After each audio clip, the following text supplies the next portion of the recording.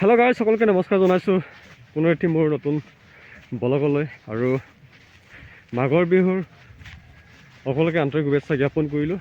আৰু লগতে আজি আমি আমাৰ গাঁৱত মাঘৰ বিহু মেজি ক'ত জ্বলোৱা হয় আপোনালোকক দেখুৱাম। আজি আমি বিশেষকৈ আমাৰ ইয়াত সোৱণশিৰি নদীৰ কাষত আমাৰ মেজি জ্বলোৱা হয়।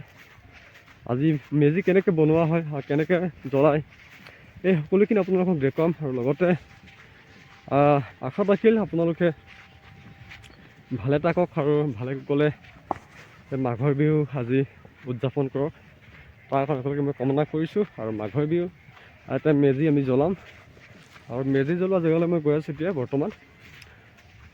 গাইজ চাওক, এয়া মেজি ইয়াত নদীৰ কাষত, সোৱণশিৰি নদীৰ কাষত। গাইজ এইফালে চাওক, এতিয়ালৈকে জ্বলোৱা নাই, এইটো সেই আগতো আছে, আগত জ্বলাই আছে।